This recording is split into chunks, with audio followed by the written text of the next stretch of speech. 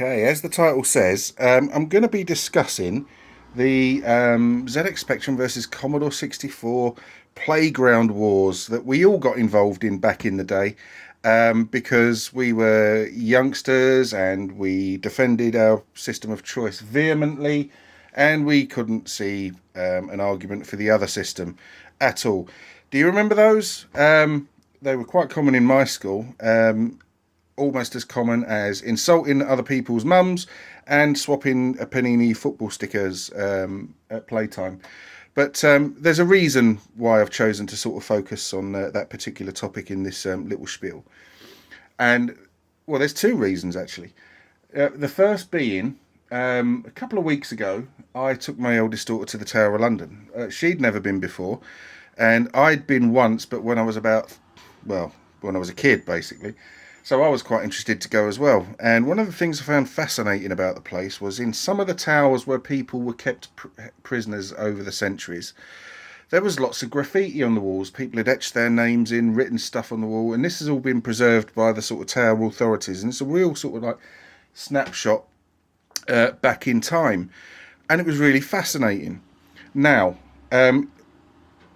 continuing on from there, last week or earlier this week, I posted a video where I showed a pickup of a massive selection of games I got from my very good friend Graham, who I am eternally grateful to for forwarding all that stuff to me. Included in that big bundle was this game, Night Shift, for the Spectrum from Lucasfilm Games. It's a game I wasn't familiar with. Seems to be a sort of factory line toy production kind of up, if you know what I mean. Looks quite intriguing, but never played it, and I'll have to get round to it. But one of the things I like doing when I get a new collection of things is I like to have a look through the boxes, etc., to make sure the tapes are in decent order. But also, every now and then you find things in there that are quite useful and handy, such as playing tips, cheat codes, etc. Now, when I looked through the Night Shift box, I found some very, very entertaining graffiti preserved from way back when. That reminded me straight away of the topic of the playground wars. So I'm just going to go and show you some of them. It's quite amusing. I mean, now we're all grown up. I'm an unbiased Specky fan. How can you be an unbiased Specky fan? My bias is hugely towards the ZX Spectrum, but nowadays I can appreciate the Commodore 64 as well. They're both fantastic machines, both have their strengths and weaknesses, and also, fantastic memories for owners of either. Plus, there was some awful shit released on both of them. Spectrum version of Kung Fu Master leaps immediately to mind. I remember that adding particular fuel to the Commodore 64 fanboys' fire in the Playground Wars. But then, when a shit game came out on the Commodore 64 that was decent on the Spectrum, we returned the favour. So it was kind of always equalled itself out. But anyway, let's get back to the thing in the subject in question.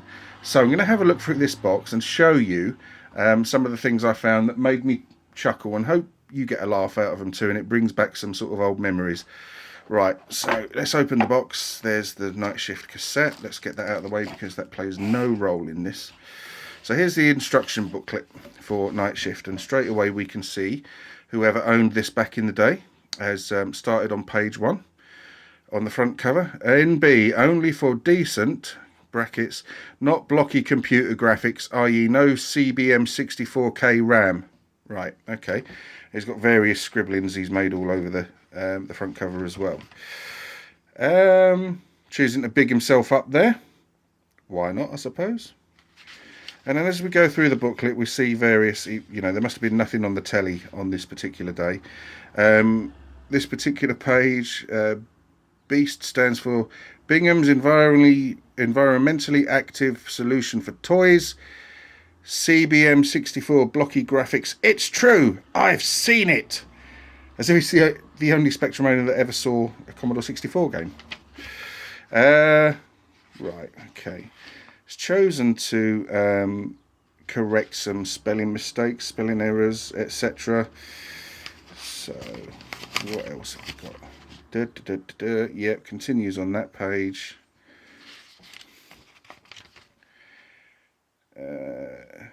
These goddamn pages have been messed up. Yes, someone scribbled all over them and put Tipex all over it. Right, okay, here we go. Commodore 64s are better than BBC Micros. Not. It's true. Facts prove it. Facts. Giving facts are computers truly... What? Facts equals fact giving ace computer. Truly special. Some more spelling corrections there. USA spellings. Well, it is an American company. Yeah. Can't work out what that says at all. From now on, I, E, and 11, E, E, and soon. I don't know what that means. Some kind of code, I suppose. See, 2 pages. Yada, yada, yada.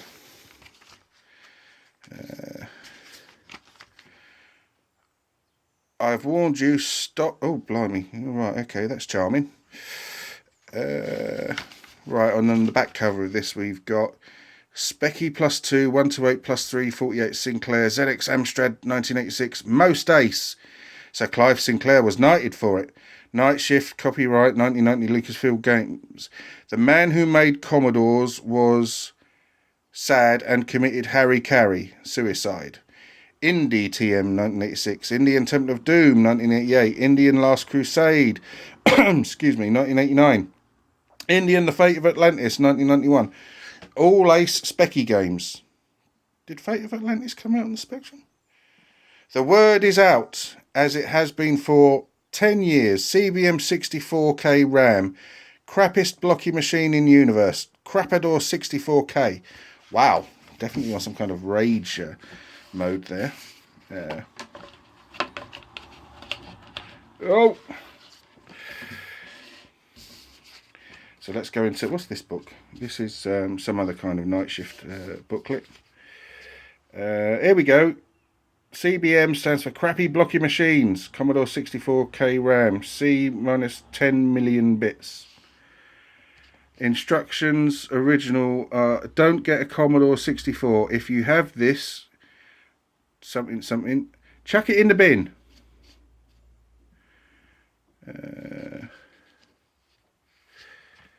Having a go at various people involved in the programming there.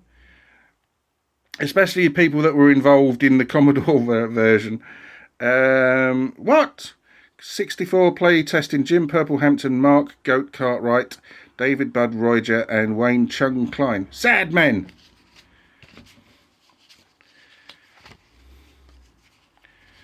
And then that's all the graffiti in there. And then there's this little survey card that needed to be filled out and sent somewhere or other, I don't know. And sadly, he chooses not to tell us what his age is, but I'm guessing he would fit squarely in that 13 to 18 category there. And what Lucasfilm games do you own, and rate them on a scale of 1 to 10? 1 equals lousy and 10 equals terrific. Pipe Dream, no, 10 out of 10. Right, okay. Maniac Mansion, no, 1 out of 10. Zack McCracken, no, 1 out of 10. Indie Action Game, 8 out of 10. Indie Graphic Adventure, 7 out of 10. Battlehawks 1942, 3 out of 10. Their Finest Hour, Battle of Britain, 1 out of 10. Night Shift, 9 out of 10. The Secret of Monkey Island, 9 out of 10. Where did you buy it? Specky Land. NB, Crap 64. Right, okay.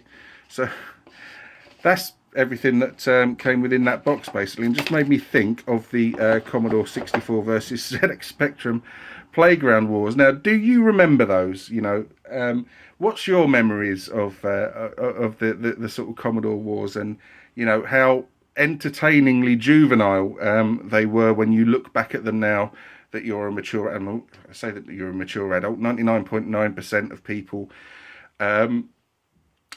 are nowadays, but there are still one or two twits about.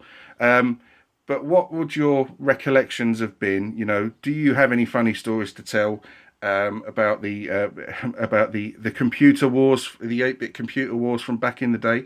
Similarly, if you collect retro computer games like this, have you ever found anything stuck inside the box that has made you giggle, or rekindled some memories, something that previous owner might have stuffed in there, like a map or something? Anyway, that was just a quick video. So it was just a quick video. I've waffled on for over 10 minutes on the contents of a box, basically. But I hope you enjoyed it. It was I got a good amount of fun from reading that sort of booklet.